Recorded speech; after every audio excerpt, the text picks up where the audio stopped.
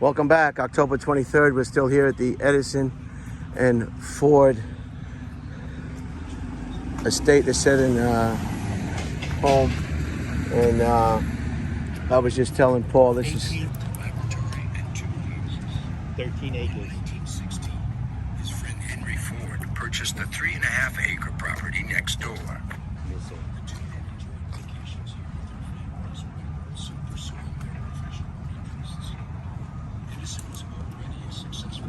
And straight ahead, you see the pilings. That was a dock that went all the way out, and of course it's been lost in hurricanes. So that's just what we used to go out and fish on that dock. For 65 consecutive years. He's the most prolific inventor in U.S. history with 1,093 patents. 1,093 patents. Edison sketched a design for this estate and created pathways called alley. To reach the next stop, travel towards the river to find the limits of the view.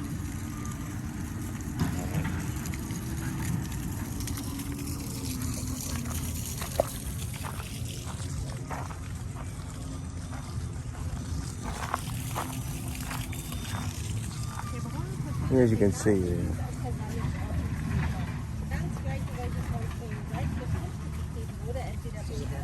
Edison's main house, guest house, and then your Ford's house.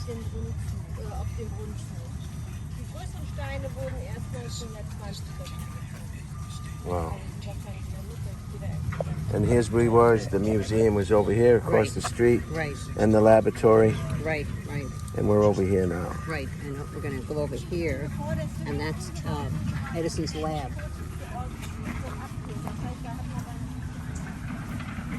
This area is Edison's pier. It was the first structure Edison built on the estate. The easiest way to get materials to the property was via the Caloosahatchee River, since the railroad didn't reach Fort Myers until 1904. The river was also too shallow for large boats to get close to shore. So at one time, the pier reached approximately 1,500 feet in length, almost a third.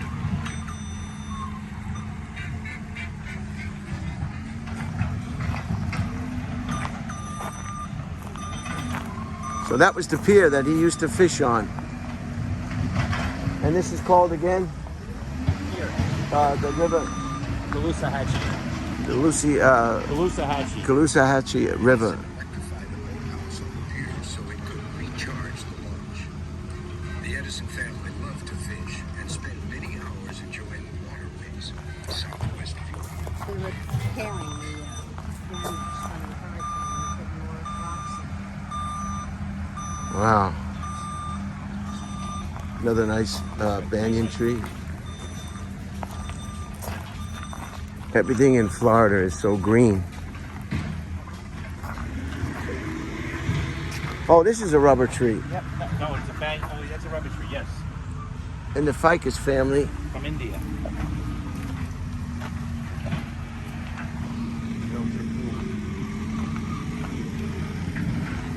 I hope you're enjoying this. This is number 3, I think, in this Thomas Edison series.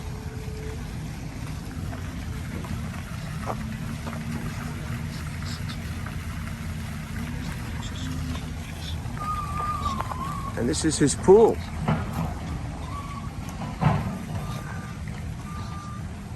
This is Thomas Edison's pool.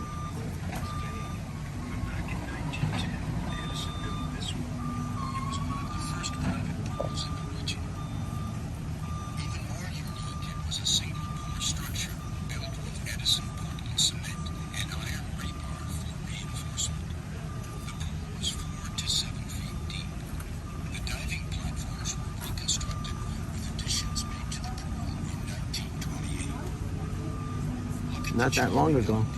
Next to the pool. This area, called the tea house, was added in 1928. The bathhouse and a room next to it. The bathhouse had a shower, dryer, and dressing rooms with bench seats. Next, travel to the Edison caretaker's house. To your right, connector rooms with refrigerator. some bamboo to the right, Right? and straight ahead, clumping. Caretaker's house coming up. Where they had cars parked at they drove them around. And You narrate. You don't. You're better than this because we can hear you Well, better. Yeah, but I they're doing they're doing work. right. Edison first purchased his father's estate in 1885. The center portion of this structure was the only building. This one right there. That was the first house there. A successful cattle baron who sold the property to Edison used this building as a stopover during cattle drives. The cattle were driven to the nearby port of Punta Rasa using the road now known as McGregor Boulevard. The architectural style of this structure is Florida cracker. The word cracker comes from the sound of the cracking whips of the pioneer Florida cattle drivers. Over the years, Edison added additional sections to this building, including the garage bays with the chauffeur's quarters above. Edison's caretaker and his family lived here year-round to manage the property. Next. All right. Wow. And that's where the word cracker came from. Well, no, we'll show you. I'll talk to you about. Here's his study. This is his office or study. This is his study. You can look in there. You can look in there.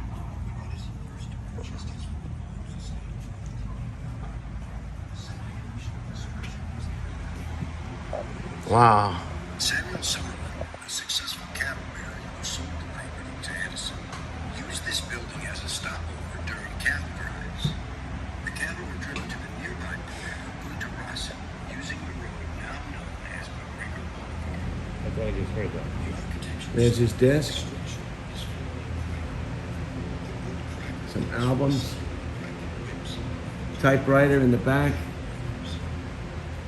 Wonderful. It was purchased for $16,000 and included a steam-powered generator. There he is. Edison was now in his 80s at the time this was built, and Mrs. Edison created an adjacent moonlight garden to the office to have an outdoor area. It was very much a formal garden area. This is Edison. Oh, it's behind the house. Oh yeah, it's the big garden. What's interesting about the moonlight garden is it's completely surrounded That's all. by lattice walls. The lattice walls since the original. So it's very well kept. Very well. Volunteers to work on it. And they said they decorated it at Christmas. You can see some of the Christmas lights around the trees. We're gonna do a final portion of this. We're gonna show you the main house, and you can look through the windows. Everything is as it was, and then and here it is, And look at the view they had. These grounds. right on the river.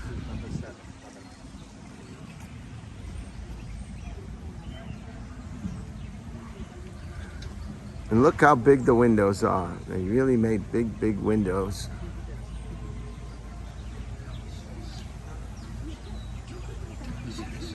His second family and their children, Madeline, Charles, and Theodore. Seminole Lodge was named after a local Native American. The 3,000 square foot Queen Anne stone was built in 1886, constructed of soft spruce shipped from Maine. It had a large living area on the first floor with 3 bedrooms and 1 bathroom on the second floor.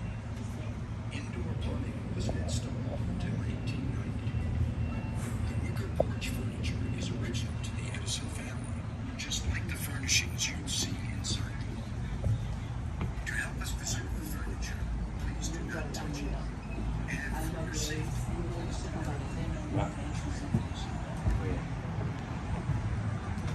Well, here's the bedroom. This is where all the magic happens.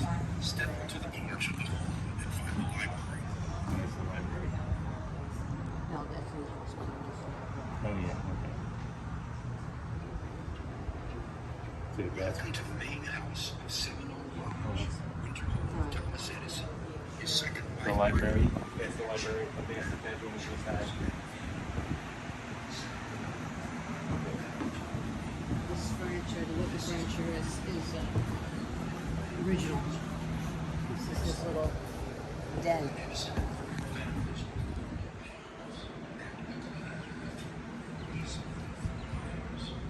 The Edisons, when they planted trees over the years, discovered that here in this location, orchids love mango trees. The area where the mango trees are located was named Orchid Lane. The living room. And you can see they're setting up Christmas trees and then they'll decorate them for the holidays. They decorate the insides of the house. This is the left. Edisons typically visited Fort Myers in January or February, staying Christmas for 2 or time 3 always is months. decorated with all And even though Christmas. temperatures were mild in the winter, they had working fireplaces on the first and second floors of their home. The architectural features of this home were common in the Victorian era. Notice the picture Wow. hanging holding near the ceiling. Up there. Pictures can be hung from this piece of molding. You see the pictures up there? Oh yeah. Hanging illustration of a bearded man right outside the doorway to the den. This is Louis Miller, father of minor Miller, Thomas Edison's second wife. Louis Miller was also a successful inventor and co-founder of the Chautauqua Institution in New York. The Miller family was from Akron, Ohio, and Minor was the seventh of 11 children. She finished high school. What is that? So that gives you an idea of the living quarters at this time. And look at the view right on the river. Okay, I'm gonna cut it here.